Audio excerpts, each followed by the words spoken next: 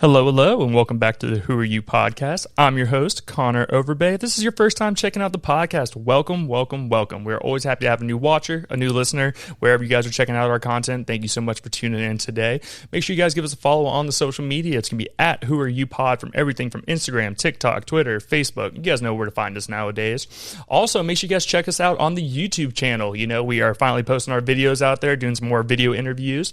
First couple years, we were doing just the audio, but we wanted to bring more of another feature to the podcast and make sure we show off our guests, show us their products, their businesses, and everything.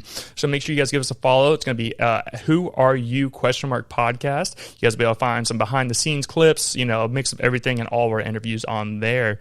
But today, sitting down with a very, very special guest, someone I don't even know if I really need to even say who you are. Whenever I saw your Instagram page and everything that you're doing, you're all over the community. But who I'm sitting down with today is Miss Sarah McElrea. I got the last name right. We're going over it a little bit. Before we get too much into the conversation, if you want to let everybody know where they can find you, your products, whether it's your website, Instagram, all that good stuff, let them know. Yeah, so my Instagram is at Summa Salts. On there, you can see a lot about local food, where I'm at. You can follow my story and how we make our salts and everything like that. I also have a website, summasalts.com. You can obviously purchase our products there. We have recipes and things like that as well. So if you need a little bit of inspo for our products, that's a good place to go. And then if you want to meet me in person, I'm at Riverside Arts Market every single Saturday. I'm also usually at the Atlantic Beach Farmers Market on Sunday, as well as other special events around town. So Nice. Follow me to find all of this. Yeah, like I said, thank you for taking the time to come sit down with me today. Was very excited to sit down with you. Your husband, Tim, reached out to me, and, I was aware of you guys, and then he reached out to me, and I was like, oh, okay, let me check out some stuff. And, I found a plethora of whether it's news stories, you being on River City Live, being on a mix of things. So shout out to you for coming in. And like I said, your business is awesome from what I've seen. I'm a cook myself. My wife is not a big cooker herself, but, when it comes to finding different ways to add flavor into food and finding interesting ways of doing it, you guys are absolutely doing that. Just going through your website, seeing what you guys have, almost looks like 20 different flavors of salts. Yeah, it changes. I tell people, and there's dead flavors now too. Mm-hmm. So it's complicated to say exactly how many, but 30 to 40 flavors of salt we've gone through throughout the 3-ish years of our business. So lots of flavors. And I love it. And who would have thought you could start a business off salt? You know what I mean? I think that's a really cool, a niche or an idea that maybe some people are they see the, whatever that brand, that's the big circle, just regular salt with the lady with the yellow umbrella and everything. Morton salt. Morton's, thank you. And, to go to you have more of a, specialized and, a little bit more of a mix of different kinds of flavorings into it. And I find it very interesting. What I like to say is that I'm kind of like a Lowry's in your pantry. So people are more familiar with that, like a seasoned flavored salt. Mm-hmm. But I'm different just because mine are all sugar-free, color-free, no chemical preservatives. And I make them all with fresh herbs and peppers that I either grow or local source here into town. So that's what's really important about my brand and my business and how it all started. Isn't really the fact that I make salt. People are like, oh, you're passionate about salt. And that just kind of happened by accident.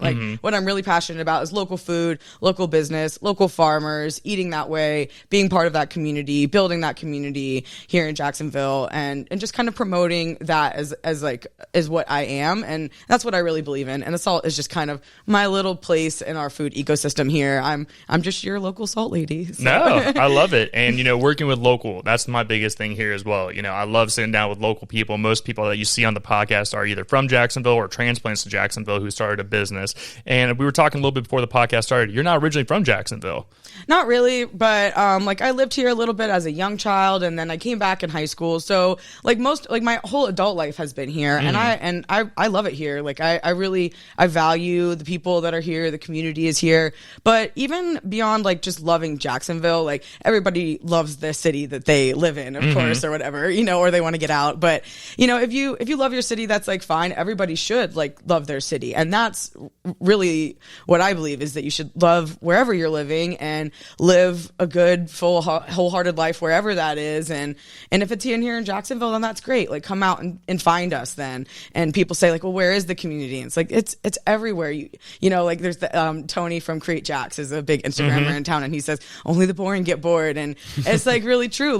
Go out, find what are you interested in? Because there's everything here. You into nerd stuff, you into football stuff, you into art stuff, are you into ocean stuff? There's literally anything you could possibly want to do here. So I really love it here, but I understand that everybody loves their city. So yeah, no, rep local wherever you're at. I totally agree. You know, whenever I'm sitting down with people, I'm always looking for more local side of things. That's kind of what I've geared my podcast towards, is sitting down with the local brands, local companies who are doing stuff in the community. Just, you know, it's my home. You know, I want to sit down with the people who are putting positivity out there in the world. You know, on social media nowadays, all you see is what gets clicks is, oh, this person fucked me over, or this person did this. And I'm like, that's not my style. You know, I want to sit down and learn. And I just don't believe that like people like are innately bad. I don't know if it's the teacher in me or what, but you know, I just believe that there are like a lot of good people out there like doing really cool stuff, and and we can use social media as a way to like find those people, and that's why I encourage people to come meet me at the markets, like know who I am.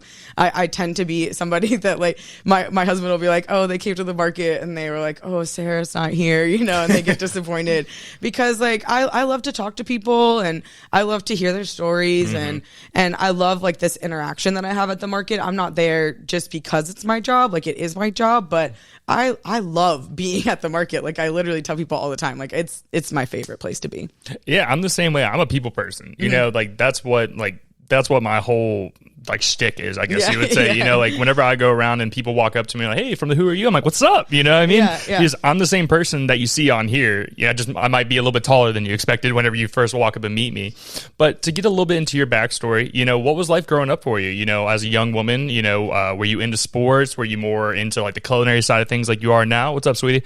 And, you know, doing what you are doing now, what was your kind of upbringing like? So I lived kind of like a chaotic childhood. I got moved around a lot. So I was like in sports and things, but I was actually really overweight as a kid too. So that kind of progressed through my young adulthood, and like so I was at like I was really very, very large. At my highest, I was 320 pounds. A lot of people don't know that's not one thing I actually talk about very openly on my social media, because I understand that everybody's in their journey with their health and whatever. So but I that kind of really stunted like any like athleticism type stuff.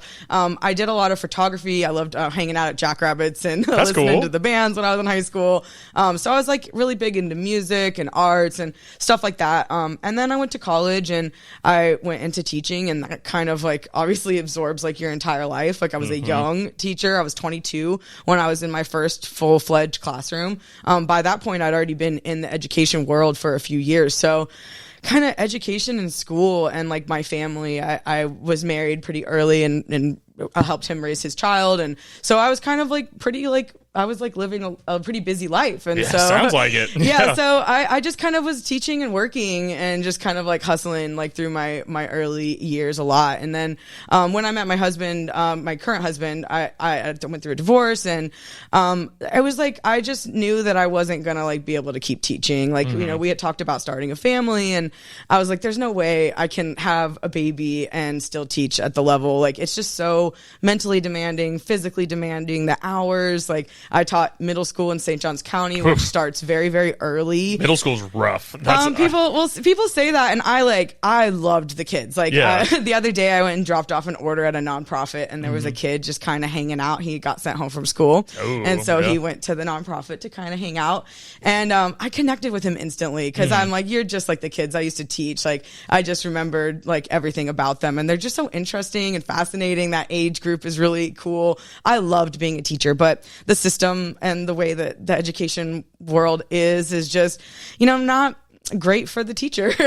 No, I can definitely understand that. And whenever I've said middle school is rough, the reason why I'm saying that is because like I look back at whenever I was young, for sure, I was very much an overweight kid, and I was also big. I was 6'4" coming out of middle school, so and I was like 240 pounds, and it was just all in my stomach, all in my chest. I was just a big dude. But I just remember being in middle school and thinking, you know, you're thinking about everything. If one piece of hair is off, or you know, oh, is that girl or is that guy think I'm cute? Blah blah blah blah blah, and just the angst. That's what I go to. And I look back on it now, and you know, it changes as you get older. You know, you start to not really care what people think. At least I did. You know, as I've gotten older, I'm very much like whatever. You know, I found my wife. I'm happy. You know, married, all that kind of stuff. But it was an interesting time. Well, and I like to say that, like, you know, like everybody like has like stuff that's like hard in their life, and like when you're younger, like sometimes the hardest things in your life haven't even happened yet, and they're like happening right there in that moment. And so like being in middle school is just like a really hard place to be, where you're like having all these emotions and feelings and new things and growing, like you said, body stuff. Like, but I just tried to be that teacher that was just like there. I was my catchphrase kind of as a teacher was like, love them first. And I really focused on like, who is this person? Like, because they are people. And so I just like loved them really, like, and tried to care for them and meet them where they were at and be the best teacher I could for them wherever they were in their life. And part of that was because of my kind of chaotic childhood. Like, and so I understood like, oh yeah, you have divorced parents. Yeah, I have that. I've had that too. Like, I get it. And so they just knew that they could come to me and they felt relaxed, I think, in my classroom. I didn't have a lot of behavior problems or anything like that, because I was just like, let's just come here. We're going to learn some stuff. We're going to hang out. You're cool however you are. Like, just come to class, be here. And then I don't really care other than that. Just don't mess with other people and just, come to school. And so I really enjoyed the kids. I really enjoyed being a teacher, and in another world, like maybe I still would be today. But like I said, I met my husband. I knew I wanted to start a family. I was like, I can't keep teaching. So I just quit. Was it a hard decision for you? Not really. Like, yeah. I mean, so I met my husband, and pretty quickly he was like, they're not treating you right. And like he worked in financial tech. He worked for like a big tech company here in town. And he was like, you could literally come and work like an entry level job and make the same amount you're making and work like no hours and just punch numbers into a computer basically. And I was kind of like tempted, obviously, but all I had ever done was teaching. I got my degree from UNF for teaching. Like it was just really hard. Like it was like this dissonance, like I know that like I'm gonna eventually give this up when we have a family, but right now this is like all I've ever known. And so I was tempted for that, but I was like, I'm just going to hang on. I'm going to finish, teaching. And when we have a baby, I'll leave. And then COVID happened and kind of messed up the whole world. Complicated things a little bit because I was pregnant during COVID. So, and she was high risk. So it just kind of made things like really complicated because I couldn't really like go back to the school with like this high risk baby. So,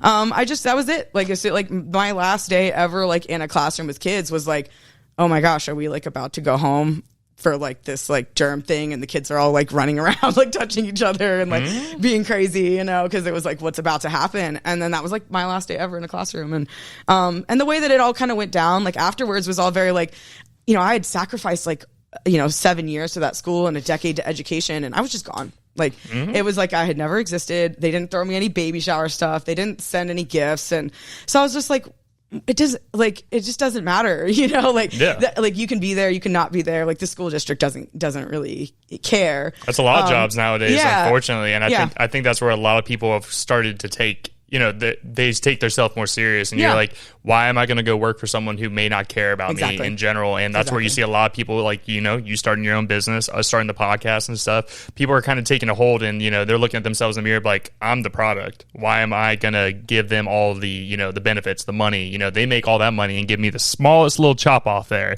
And, I'm working my tail off while these people are going on their yachts and doing what they want to do, living the life that you want to live. Well, and not really. Like the truth is like all of us just want to like the people who really deserve all of my time and my energy and everything. And in that moment, the decision was easy. It's because like I was about to have this baby, and like, she deserves all of our time and all of our energy and all of the things that I could give to 140 kids every year, just to her. And so it was easy to walk away, and that was just kind of it. And I mean, even during COVID, I had kind of made a few salts, and like it was sort of just this like he had built me. I really wanted a herb garden. My kind of like my whole adult life. I love to cook. I really do love to cook. I've cooked, like I've worked for meal prep companies. I've cooked for my family for years. Like I was the kid who like watched Food Network. I did lot. Too. I love Food Network. Yeah. So like mad Food Network hours have been put in. So I wanted an herb garden. He built me this little one in the backyard, and then it was too much basil, and he doesn't like pesto. So I was like, I love pesto. That's one of my favorites. No judgment household. No whatever. Hate. No hate. I mean, that's why Summa Salts is here, honestly. Yeah. So I was just like figuring out how to preserve the basil, and I found out that you could like turn it into salt, and I was like, well, we love salt. salt. So that's cool. Like we'll make basil salt and eat it and that'll be awesome. And so I did and gave it to a few friends. I was like, you start a business. And I literally I said like words like, I don't even know like about the laws. And like, which is funny now, especially people who know me, like I know so much about business, but I knew nothing. I was like, I don't know anything about starting a business. I'm a teacher and now I'm a stay-at-home mom. And like, I don't know anything. I've never been to business school, nothing. I went to school for education. And so I was just like, I don't have time for that. I just had a baby. Like it's COVID. Like I'm too busy like trying to figure out like, you know, stuff about her health and our vaccines and who knows what else was like happening in that was a scary time. And yeah. Just the world was on top of its head. I just couldn't even like it was conceptually like not even a thing, you know, at first. And then he was like, well, I can help you. Like he used to work in domains. Like my husband like has like bought and sold like wholesale domains for like big companies. Nice. So he's like capable of doing like all these cool website things. And he's like, I'll get you a little website. I'll get you a little email. We'll set you up and just like, who cares? Like sell a few salts, make some stuff. I'll help you with all of this like techie world. Just try it out. Yeah. And so like literally on my kitchen table for like a year, I made a little logo and like, you know, bought some bottles and like did the whole thing and like started this business just kind of like on the kitchen table for fun. And it just sort of happened organically, but out of this place of like, I'm going to devote my time and energy and resources to my family. And that's our priority here. And it still is. That's awesome. Our business. And I love it. And like I said, like from reading on, like you've been in, like you said, the magazines, you know, I've seen, you know, River City Live, you're on a mix of different things. And obviously, you know, you've blown up from what I've seen. And it's awesome to see, you know, those, you know, at home startups and, you know, making it to where you are today. You know, you're doing this full time, which is really cool. And that's why I'm everywhere, you know, like, you know, I said the last like few years, like figuring out, like once we kind of worked through all the production kinks and even the new kitchen I've recently moved into has made production kind of even more streamlined and, you know, optimized is my new word.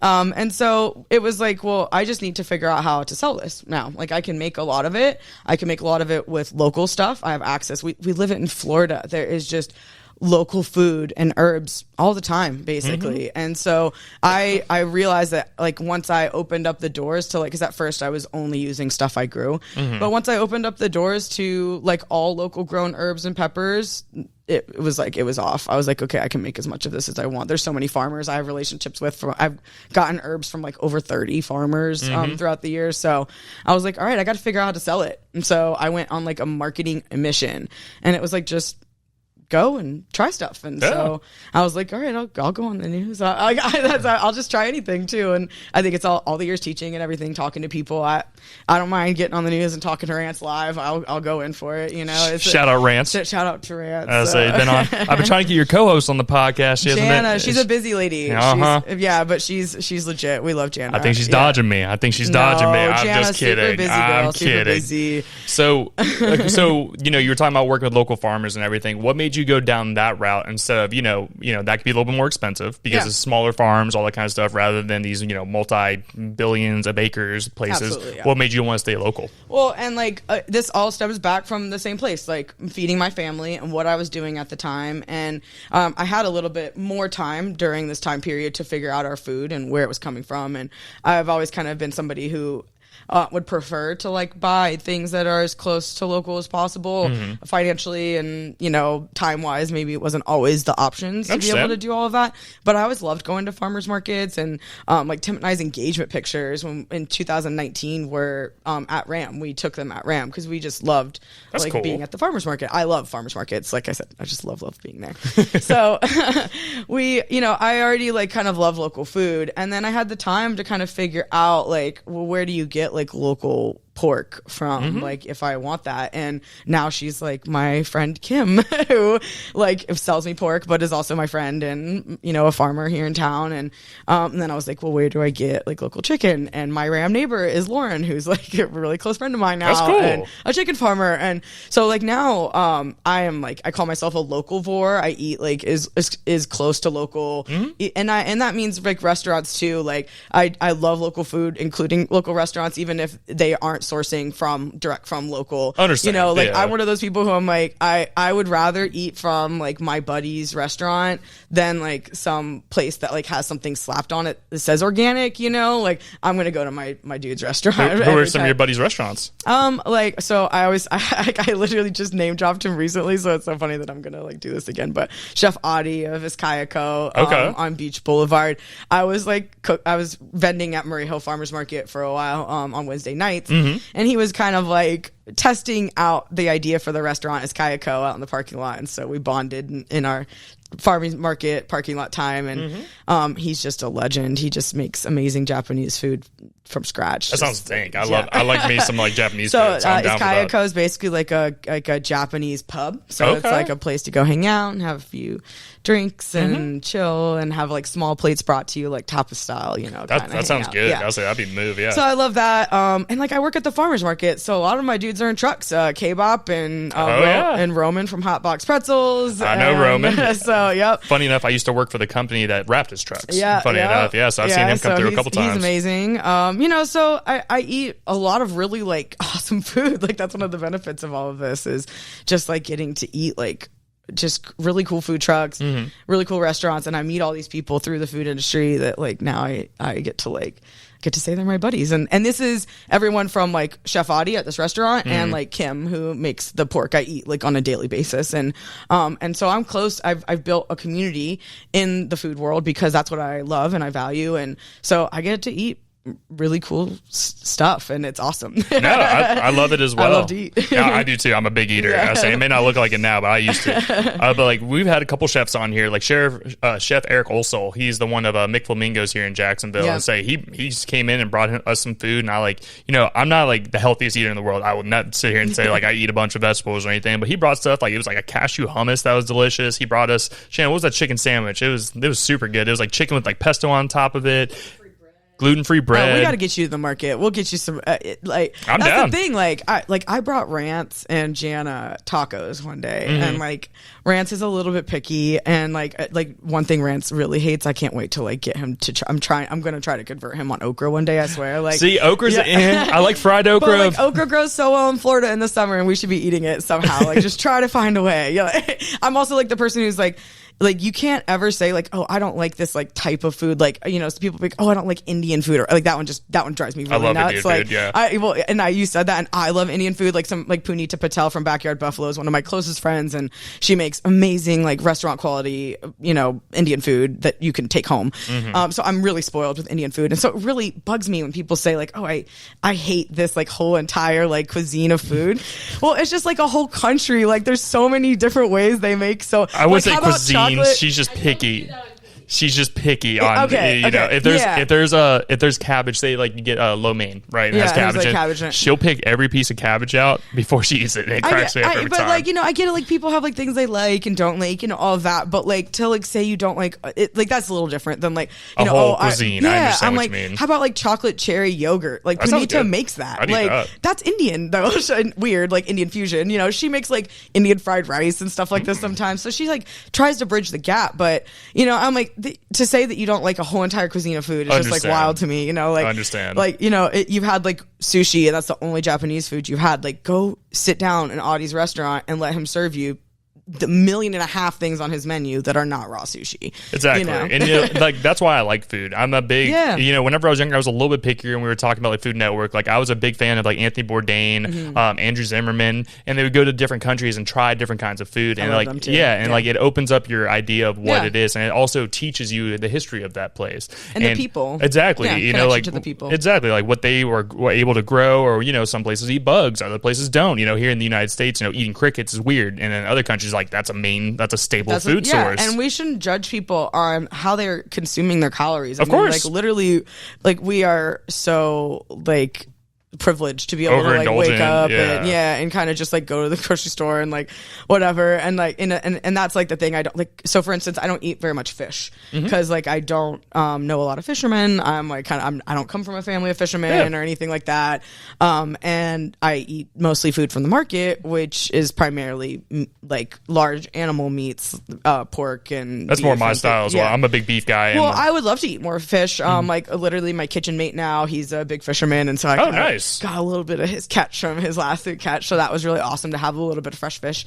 But I really am just like, you know, I try to like eat as close to like almost that old school way of like eating what we can from our land that I can, and that's what those people are doing. They're just like eating what they can from the place that they live in and trying to make it as delicious as possible. It's what's available. Yeah, I totally available. understand. Yeah, like I said, I don't hate on anybody about it, you know, and we're, like you said, we're very privileged here in the United States where we're able to source a million things, and obviously here in Florida you can grow, you can go to the water, you can, you know, like we've sat down with Diamond D Ranch here, they're I think in Clay County. Yep. But you know, like they're able to able to like grow all kinds of I'll different be there beef. Actually this weekend. Nice. They do a market out there. Super cool people. They're really awesome. But you know, it's just like that's kind of the thing, is that we shouldn't have access to quite as much as we do, and that's why I eat what I eat from where I eat, because I believe that like we should be eating as much we can from our land and learning to farm and learning to garden and working together, and that's kind of like I mean, when I'm short something, I just kind of like I go somewhere else. I use my market like connections, and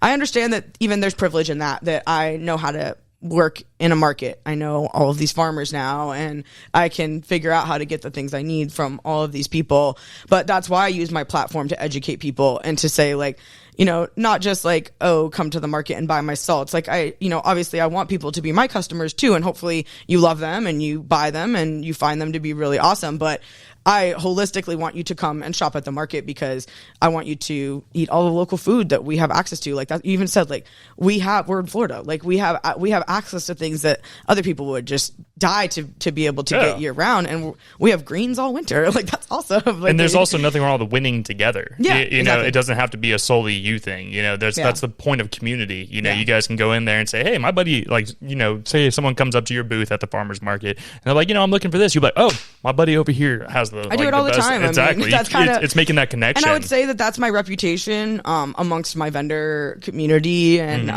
and coworkers. I don't know, you know, like whatever you would call like this like community of like workforce that we've created together. Your network is that like I will loudly proclaim, like, and that was again maybe another teacher thing. Like I was never one of those teachers who's like, oh, this is my worksheet, you can't use it. And it's like, no, we're all teaching kids, and it's like all of us, we're here trying to feed our community real quality local food. So yeah, buy from all of us. Like my salts are on multiple tables at the market, and people will be like, oh, I just bought from them. I'm like, yeah, fine, good.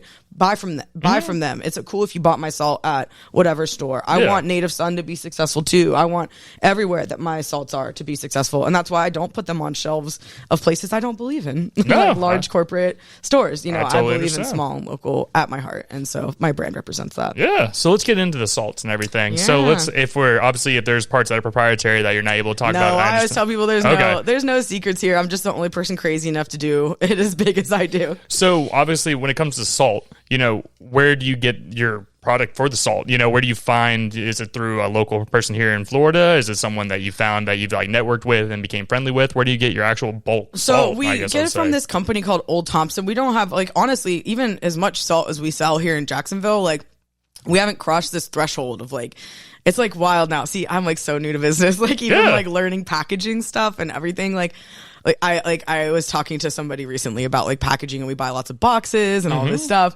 And they were like, yeah, you have to be buying $100,000 of packaging. Jesus Christ. To like talk to me. And I was like, oh, then we're, you know, like we're not there yet. We're not even. Yeah.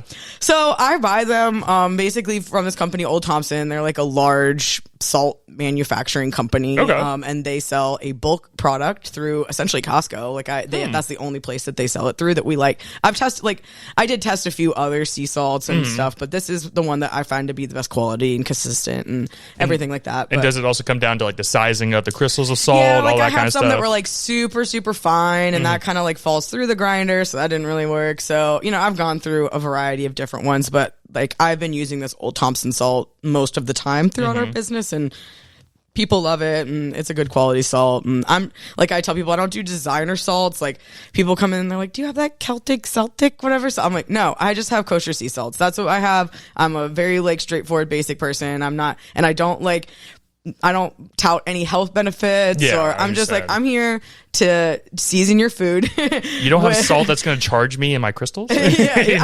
I mean, the reality is like people come in asking me so many, like one time this lady came in and she was like, which one of these is for like losing weight?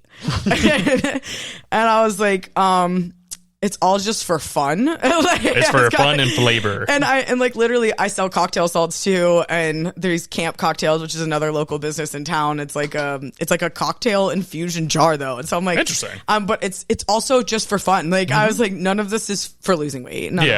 Sorry. I don't have any of the, that's like the thing about like the weight loss and everything too, is like, I'm not here being like, oh, I started this salt company and it's going to help you like lose all this weight or anything, And so I just kind of like, it's part of my story, it's part of who I am, but it's like not like, I'm just like, I want you to just cook food, cook food at home, make dinner for your family. That's like what's important. And so I don't really like, I'm just like, I just make sea salt. It's just like one kind, it's all the same. So so we go from obviously you procure the salt and everything, and then adding the flavoring to it. So obviously that's you're what's talking really about special about what we do is like, so I was just growing it in the backyard, and then I was like, all right, I can't have like a huge business off my backyard garden. We have an amount of herbs. We grow about 40%, 30 to 40%, I'd say right now on our own. It just kind of depends on the season. Sometimes our yard is producing more unique herbs that is like a springtime thing, and then in the summer it's a little bit more dead.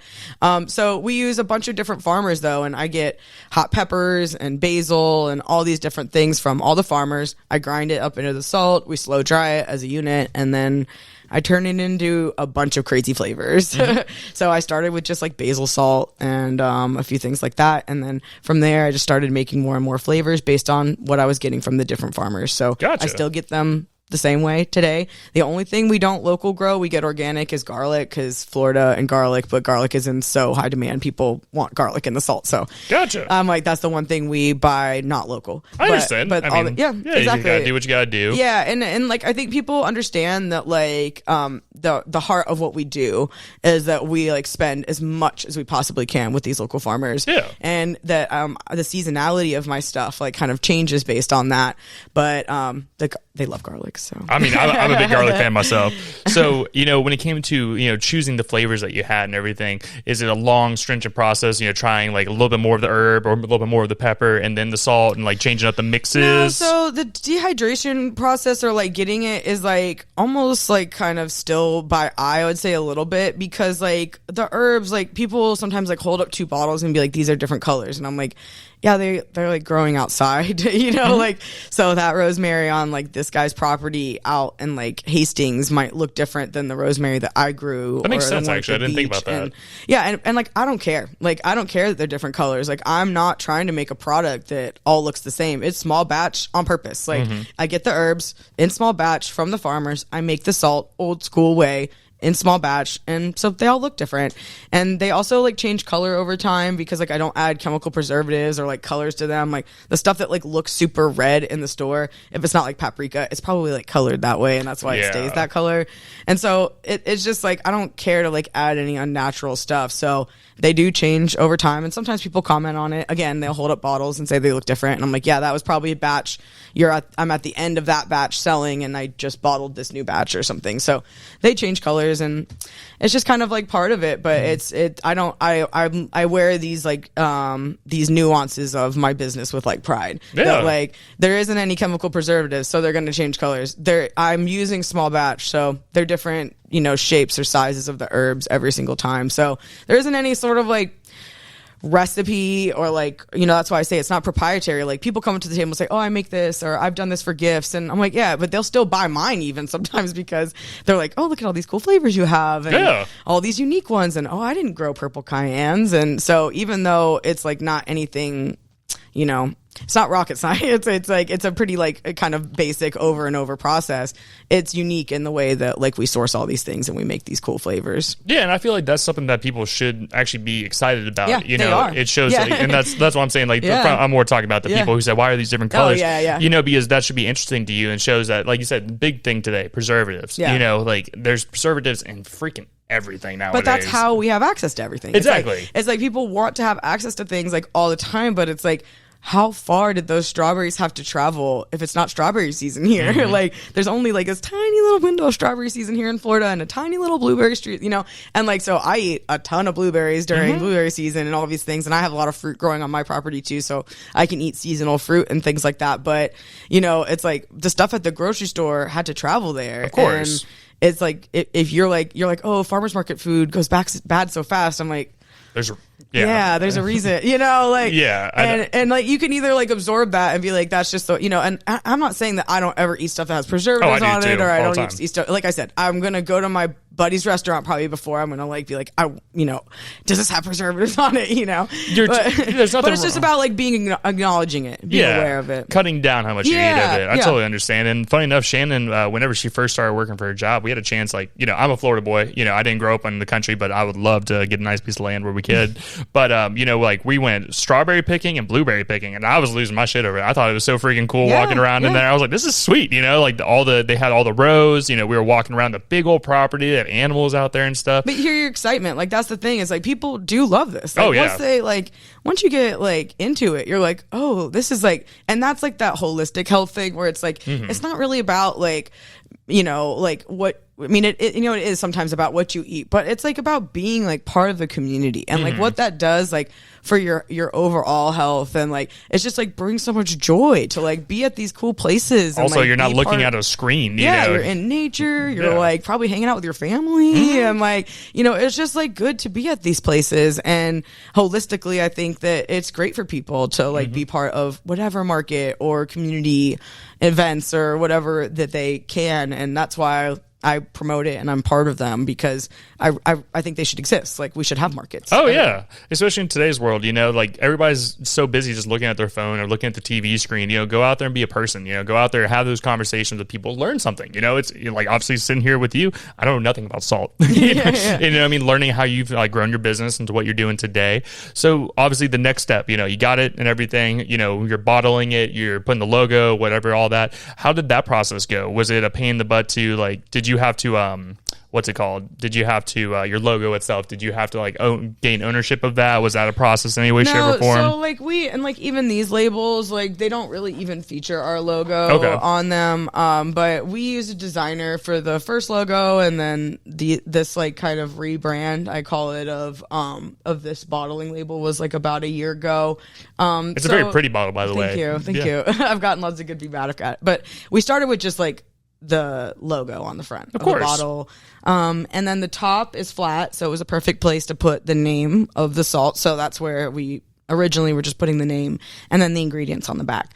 But our customers obviously were like, we really would love the name on the front, because like the top would get lost, Yeah, or it happens. would get dirty, and then they didn't know what flavor it was. And so I knew eventually we were going to have to print, but like printing the bottles like this is like a really big commitment to like the flavor, because you have to buy a bunch of labels that all have this name on them. So I had to be like ready for that, and it took a long time. So last year did this whole big rebrand and relaunched it, but we have two different colors, pepper ones and herb ones. Like when you come to my table, there's a full rack of herb flavors and a full rack of pepper flavors. I tell people like I've never been without maybe like at least 15 flavors, like Gotcha. minimum on the table, but most of the time you have like way more than that. People they get so overwhelmed sometimes, because it's just like it is a lot. Like, you know, that's why I tell people it's like Summa Salts takes a lesson. You gotta like come and get to know us, but like that is again part of the charm of like being at the market and eating local food, is like getting to know all of us and our products. And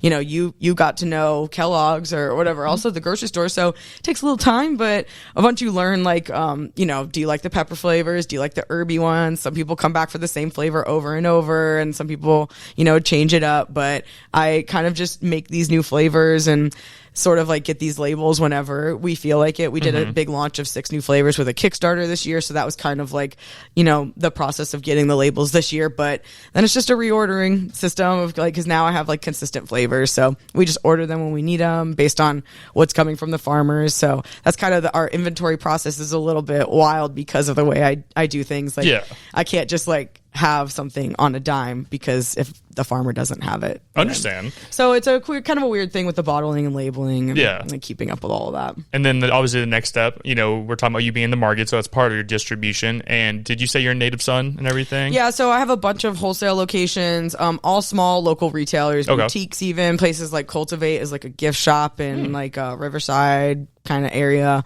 I'm in like most of the main like local grocery stores, Grassroots and Native Son, like you mentioned.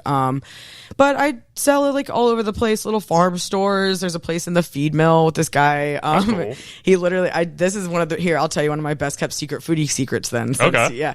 So, he's one of my buddies with food too. It's Jackie and Paul. They have the feed mill out in St. Johns County and he makes wood fire pizzas. Ooh, that sounds good. Pay what you want donation to the farm. That's cool. With farm fresh ingredients on top. And they're like some of the best pizzas in the whole entire city on a farm. That sounds delicious. I love it. So you can like pet a cow and then have a pizza. There we go, Shannon. That's the spot. We love animals. We're big animal people. So it's literally it's just paradise out in it's like World Golf Village. It's in the middle of nowhere. Funny story for you. So with me and Shannon loving animals, whenever me and her first started dating, I actually got a mini pig. Her name was Lulu. She was super cool. She lived with us. She was litter box trained. She'd sleep in bed with us. She'd play fetch, all that kind of stuff. It was super smart. We don't have her anymore. That was back a couple years ago. Apartment pigs, yeah. It wasn't that. It was me and my roommate ended up just having issues and broke the lease and decided, to part ways. And my parents were not like, hey, yeah, I would love for your pig to come live with us. So we ended up giving her to a no-kill farm. So she's somewhere comfortable in a pasture doing her thing. Oddly enough, I have like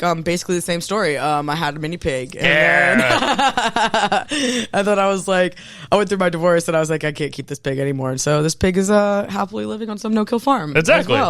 She's still my screensaver, my little piggy. She was super cute. I was not like the one who wanted the pig when it all occurred. So it was like its name was Wilbur. I did not pick Wilbur. Yeah, it came with Wilbur. And so it was like once all of that happened, I was like, all right, it's time for you to go, Wilbur. It was nice. It was nice rooming with you, buddy. But if it was gonna be a boy, I was gonna name it Baconator. Gosh, that's one of our good friends at the time gave us the name Lulu and it just stuck because she was super cute, sweet. Though. Yeah, cute little pig. She was. No, yeah. But so obviously, you guys have grown so much. When did you guys start really feeling like that traction that made you want to continue with this? Because we honestly jumped off the cliff a little bit. Like, so I was like teasing my husband just recently because so he functions like almost like my personal assistant now, and so that's not always like the funnest like job. Sometimes I'm just like, can you like order 5,000 more of these? Can you go over here, send this email, that kind of stuff. And so the other day I was like, you remember when you were like, oh, we only have to sell 20 times more than you did this year to like make this our life and all of that. Like I like joke with him because like when he's like complaining, I'm like, you wanted this. Yeah. Because it's like, it is like a lot. It definitely is, but sorry, I like totally lost my train of thought. You're fine. We were talking about, gaining that traction and, you said you really kind of just jumped off of it immediately. And, you guys have grown to what you are today. And you were talking about your husband, being one of your assistants. So we just jumped off the cliff and and so, he was like, he literally came to me one day and I was like, oh, I don't even remember how much it was the first year. It was not very much money. It was like, oh, I made like $1,000 selling salt. And he was like, what? And I was like, oh, I think I made like $1,000. And he was like just those little bottles that you were like the stuff that you've been like doing while I've been at work all year. Remember, like I said, I had that whole year where I was like, and so it just like, we were like, let's just do this. Like he was quitting a job at the same time. And so we were like deciding like, are you going to go to another tech job? That's how like tech world works. You just like kind of hop around. My dad worked in the tech world. Yeah. It was like, all right, are you going to go get another tech job? And he was like getting recruited kind of from this like, railroad company, and he was going to have to carry a phone. And they literally said to him in one of the interviews, like, yeah, if you're at the movie, like, and it rings, you have to like answer that call, leave. And like, my husband loves the movies, and that was like horrifying to him. He was like, no, I'm going to have to leave the movie like for this job. And all of this like just kind of happened at once. And we were like, all right, let's just do it. And so it wasn't like things like started, like, I guess it was like, he was like, oh, $1,000, which is like not that, like I said, not that much, like in the grand scheme of things. So we did believe in it, but it wasn't like any like thing just started happening. And we were like, I mean, the edible magazine was really cool, but that didn't like, it didn't result in like a huge amount of like financial gain for us or anything like that. We haven't had any of these like situations that like, like a TikTok shop virality or something that like, gets us some crazy amount of money or anything like that. We have just like literally like slow and steady, like piece by piece, I've learned everything I've learned about marketing and making salts and production and all of these things. And he's taken all of his skills and continued to learn more about website building. But I wouldn't say there was like any one moment of like big traction, because like we literally just decided like, oh, I guess we're going to like make a business out of this. And then we did. Yeah. But we just totally jumped off the cliff, and we're still like, we're just like, we kind of briefly mentioned beforehand, like running a business and it being your full-time income is like, there's a lot of privilege and amazing things about that. Like, I'm so grateful for my life, but it's also really scary to just like be like, I believe in salt enough to like, bet my career on it. Does he still work a full-time job, or is this is what you guys all do? Yeah, we take care of our 3.5-year-old Tori, of course, and we just swap her back and forth. She doesn't do like daycare or school or anything like that, and then we sell and make salt. And so during the week, we do lots of custom orders. We're in the kitchen making the salt. I'm doing stuff like this, talking to you. I do a lot of influencer things. I'm in the creator world as well. I kind of like, because of how much content I do and things like that. So I spend my midweeks sort of doing all kinds of marketing salt things, and then the weekends at the market. I feel you. I say, you can ask Shannon, most nights she'll get around 8 o'clock. I'm sitting there editing a video and doing all that till about midnight, and or I'm reaching out to people. Like, that's what most of my week is, obviously working full-time job. And then, so, it doesn't matter, right? Like, that's the thing. Like, teaching was hard. Yeah. Like, whatever. Like, it's going to be hard no matter what you do. And so I'm just choosing my hard, and my hard is like, a lot of effort sometimes to sell salt, but it's working. Like you said, like, we are gaining traction. People are noticing us. We're getting more and more corporate clients, which is like a really fun, cool thing to be noticed by these larger companies who believe in us in that way. And so I'm just kind of we're just going with it. We're just like constantly going with it. And that gives me the freedom to be flexible too. Cause like the whole time we've been flexible. We've just been like, where is this going to take us? Yeah. And so it has. Yeah. And then obviously to switch a little bit more back into your personal side of things, finding out you're going to be a mom. What was that experience? Obviously during COVID time, I'm sure that was scary, but hearing like, oh, I'm going to be a parent. So I didn't even my first marriage, I was like, I raised a child who's like now an adult. She's 21, my other daughter.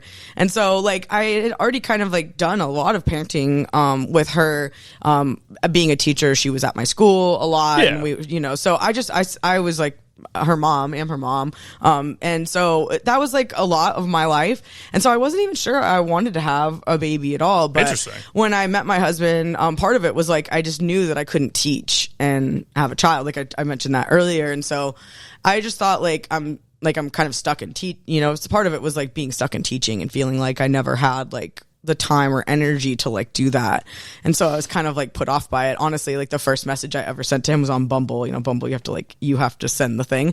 And his profile was like, I was like, oh, I literally said, we're a perfect match on paper, except for that whole wanting kids business. Yeah. So I wasn't even sure I wanted to have a baby, but then me and Tim fell in love, and I for sure wanted to have a family with him. And so and he was like, okay, well, we'll just do something else. Like, you just stay at home. Like, and I was like, oh, I never, considered that. Yeah. I never considered that. Well, and I never had a partner who was like, like Tim is a wonderful partner to me, in all things, in business and life and in our marriage and our parenting and all kinds of things. Yeah. So I was like, yeah, I'll definitely have a baby with you. Yeah.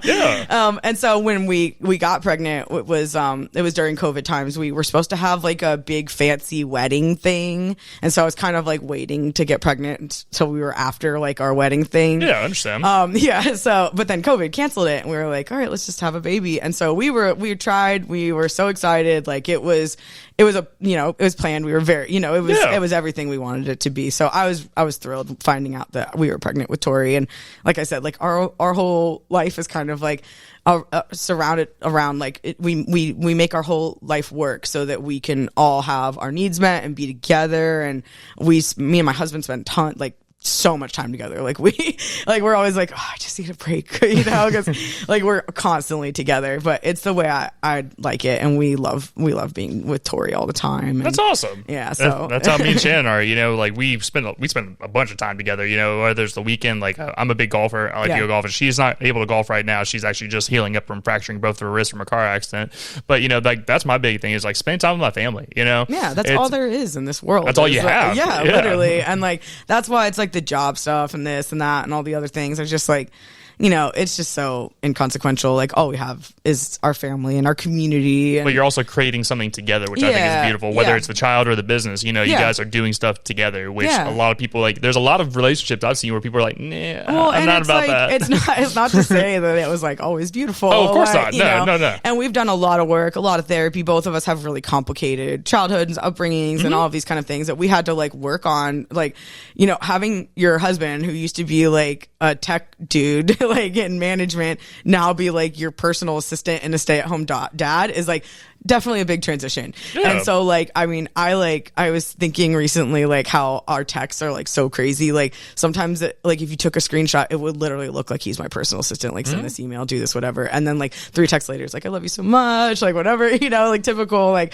husband wife type text. And so we have to like code switch almost like all the time. And like, that's just taken a lot of practice and work and therapy and all the things to like get to the point where we can like really do this well. And I think we do really do it well, and we're able to like use each other's skills and figure out how to like do this together in a really, really wonderful way. No, I agree. And like I'm big on therapy as well. One of our sponsors for the podcast is BetterHelp. Awesome. We're very big on talking about that because I'm the same way. Like complicated childhood, Shannon went through a complicated childhood as well, and so many of us did. Like that's the truth. We all do. We all have a heartbreaking story. Everybody has something really hard in their life, and so we should talk to somebody about it. Well, my big thing with her is like, I tell her, to this day, deal with depression, hardcore depression. Like there's some days like I'm not talking, and I'm a very jovial, happy person, and whenever I get quiet, that's when she's like, hey, like you okay? You need to talk about something. And I'm very big on being open and honest with my partner or my family and all that stuff. And I think that's if you're willing to marry each other, literally, you're signing a piece of paper saying, hey, we're legally binded now. I think you should be able to have this kinds of conversations. It's that vulnerability that's necessary, like in a marriage, in a relationship with whoever you're with, that like you married them and you said like at your worst, and like that it doesn't just mean like in a hospital bed. It means like sometimes just that day-to-day grind and those like hard moments when it's just like you're overwhelmed or whatever it is. And like we have lots of moments of overwhelm. We have a toddler and a business and like all of these things, and they could easily get away from us, but just that communication is so important. But it's important just on a base level, but it's important to mental health and vulnerability just in general is really important to me, and with whoever. I mean I literally met you tonight, but I'm kind of like, I feel like that vulnerability, people will match you where you are at, and I just am not a person of like surface level stuff. I'm not either. I'm very much like I'll tell you my whole story. I was that person that people like in college would be like, how do you know that about the professor? And I'm just like, I don't know. Like I talk to them or whatever. Like I just like, people open up to me because like I open up to people, and I value that in the world, that like I can know people and people feel like they know me. And that was like how we chatted a little bit about it, that people come up to me at the market and they say like, oh, you remember me from here or here. And like, I think it brings me joy. Like even when it's sad a little bit when I don't remember them and I want to remember them. And I just talk to so many people that I just can't possibly. But then it also like warms my heart that people feel seen by me, even if it's in those like really brief moments, that they built that connection with me, that they want me to remember them. And that is really, really important to me. And I do remember lots of people too. That's the thing about being at the market, is like our customers become our community too. And we value them and we want them to be there as well. And so I love that vulnerability all over my life, and especially like obviously with your partner, the person that you legally binded yourself to. Well, no, it's a very big thing. And like, we've talked about some very hard subjects on this podcast, and like, because I'll share my stories, other people share their stories, and I feel like it's important, because like world's not just all glitz and glamour. Instagram, a lot of people you just see as their highlight reel, but there's some real stuff that happens in life, and it's good to put that out there, because you never know who's watching. You never know who's had that day that just they're hanging on by a thread and they see your story and they're like, I'm feeling the same way right now and you're still going, that's going to keep me going kind of thing. And I think it's a very important. And that's why, like, I have a big flag. Everyone is welcome on my tent. It's like a pride / like, kind of like, it's got, you know, trans colors and black colors. And it's just that. Like, it's a very, like, multi-dimensional flag. And I just want everybody to know that they're, like, welcome in my tent. Like, I don't care, you know, what, you know, you're wearing, like, come in your sweats. I don't care whose hand you're holding. I don't care. Like, I just want you to come to the market and find your community and, like, feel welcome. And that is just at the base level, like, what is important, like, humanity wise, that we should just be at with each other in the world. It's just like, you're a human and I'm a human and we're just out here interacting. And for me, that's at the market, feeding people, which is, like, at its base level, like, the most vulnerable, right? People have to come up to me and be like, I'm allergic to these things, or I'm like, and so they have to feel comfortable with me, and I think people do, and that's what I really value and I strive for at the table. Yeah, no, I'm the same way. Like, I don't care if you're black, white, green, purple, gay, straight. That doesn't matter to me. That's whatever. Like, it doesn't affect me in any way, shape, or form. If you're a good person, you're a good person, no matter who you love, what color your skin is, what religion you are. That doesn't matter to me. If I can sit down and have a conversation, we're not going to agree on everything, and that's perfectly fine. That's how the world. But are we working towards good? Exactly. Are we trying to, like, you know? And, like, I have people who, even in my circle, maybe wouldn't even, like, talk to each other. Like, you know, I'm like, this person that I consider, like, a really close person, and this person who, you know, hold, like, really distant values from each other, but I can, like, see in all of us a commonality of whatever it is we're doing, you know, whether it's like local work or food advocacy or farm work or whatever it is. Like, you know, even though you think there's absolutely no God and you can't believe anybody would think that and whatever, and this person, like, literally farms because they believe in God, and, like, you know, but they're all farming. So, you know, to me, I'm like, they're all farming and they're trying to feed people and they're trying to do, you know, good quality work. And so I want to be open to that. I agree. Yeah. So I got one final question for you and everything. This has been an awesome conversation. I've really enjoyed it. And this isn't a one-time thing. Anytime you got something coming up, let me know. Yeah. But my final question, anytime it's someone's first time on the podcast, I always ask them this question, and is, do you feel successful? And if you do or do not, in what ways? So I like, absolutely. Like, I get to wake up every day and be with my husband and be with my daughter, and that is the highest level of success for me that I think I could have no matter what. Obviously, like, you know, the business is still new and a baby and we're still growing and all of that kind of stuff. And, you know, I can't wait to see what it brings me. But at the end of the day, like, if I can continue to dictate my life around the needs of my family, then I'm going to still be successful. And I am right now. That's beautiful. I think that's a great way to end the podcast. Well, Sarah, thank you so much for your time today. I've really enjoyed it. Before I let you go, though, let everybody know where they can follow you, check out your social media, your website, where they can get Summa Salts at. Yeah, so you can find me at Summa Salts on Instagram. Like I said, I have all kinds of fun info on there about ways to find me in these markets and these fun local food spots and all of that kind of stuff. If you want to buy the salts, they're on the website, summasalts.com, that my husband so graciously set up for you. Keep him very busy. Make him go to the post office and order from the website. And then please come and see us at the market and be part of our community. And if you're feeling lost and you're not sure where to go, like, the market might be the place, and there's going to be people for you there. So come out and see us. And that's the River City Market, right? Any market. That's all the markets. Yeah, Riverside Arts Market, Atlantic Beach Farmers Market.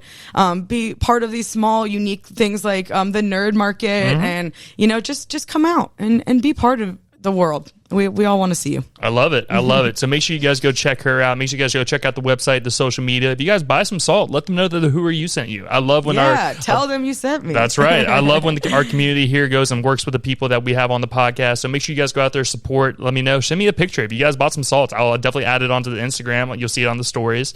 But before we get out of here, make sure you guys give us a follow on the social media and on YouTube. It's going to be at Who Are You Pod from everything from Instagram, TikTok, Twitter. You guys know where to find us on there nowadays. Also the YouTube channel. Make sure you guys give us a follow on there. It's going to be Who Are You podcast. You guys will be able to find, you know, all of our video that we sit down with our people on here. You even see me and Shannon sit on here for some episodes as well. And my last thing is also, if you guys feel like you are going to be a good fit for the show, you feel like you have a business, you're an entrepreneur, you're an artist, an athlete, and you feel like you'd be a good fit for the show, make sure you guys shoot me an email. It's going to be whoareyoupod@yahoo.com, or hit me up on the social media and we'll maybe have you guys on a future episode. As I say every week, y'all, thank you so much for your time, and we'll see you guys next week.